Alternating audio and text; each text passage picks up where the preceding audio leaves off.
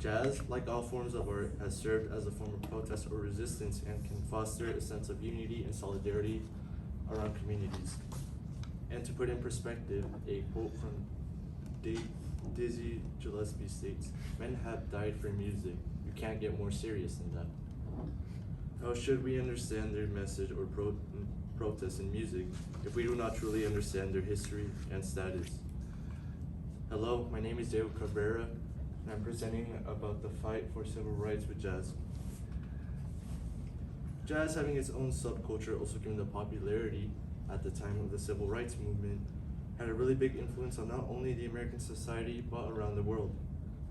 The human rights that people are given are often, if not always, linked to politics, but the lack of human rights is always a result of poor governing. In this case, the US had its struggle for rights towards African Americans post-emancipation. The struggle for African American rights can date back to when the US gained independence in 1776, but even before that. Thomas Jefferson originally wrote a condemnation of slavery, but removed it out of fear of losing Southern state support.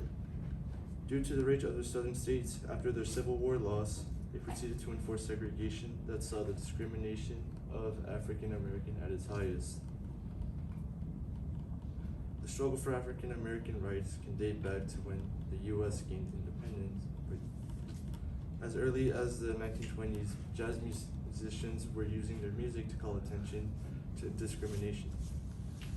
Despite its nationwide popularity, jazz was mainly at its forefront in the South, where it was created in New Orleans. One of the more notable pieces of music based on racial discrimination is the 1929 recording of Fats Waller's tune, "What Did I Do to Be So Black and Blue" by Louis Armstrong, who altered the lyrics to call notion to the racial prejudice. Some notable lines in the song being, "My only sin is in my skin, and this life can't hide what is in my face." And as jazz matured between the 50s and the 60s, more jazz musicians increasingly called attention to discrimination and other injustices in the form of their music. Another very notable example is Charles Mingus's handwritten trumpet score from his jazz composition Fables of Faubus as to Arkansas's Governor Orval Faubus, summoning the Arkansas National Guard to prevent 9 African American students from entering Little Rock Central High School, in what became known as the Little Rock Crisis. The increase of jazz's popularity around this time continued to bring upon more tracks based on injustices around the US.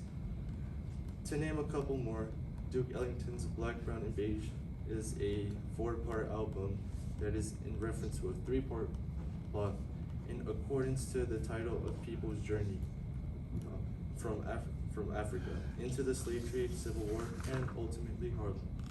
Billie Holiday's Strange Fruit protests the lynching of African Americans with lyrics that compare victims to the fruit of trees.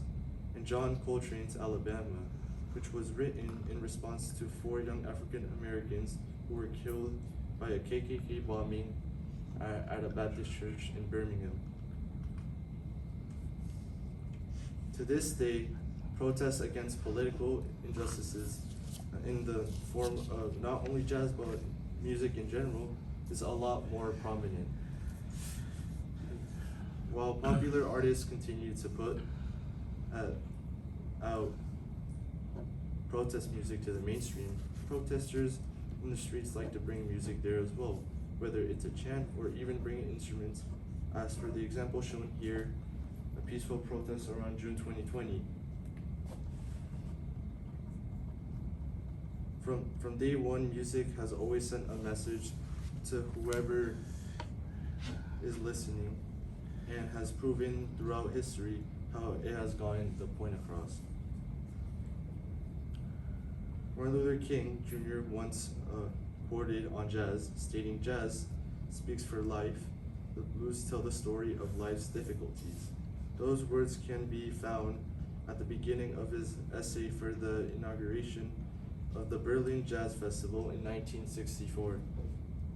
It might be one of his lesser known speeches, but today remains one of the most profound essays about jazz and its role in civil rights. Here's my works cited. Thank you.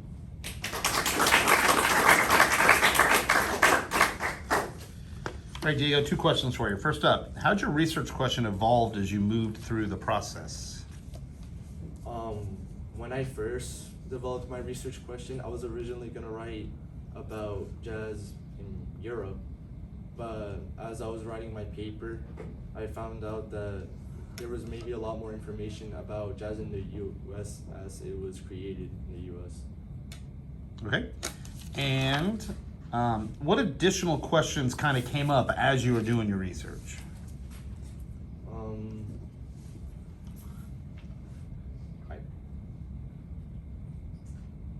When I was first doing my research, I couldn't necessarily find a lot of statistics based on how many people specifically, how popular jazz was at the time.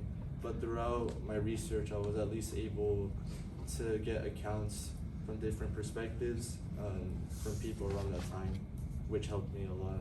And then for alternate.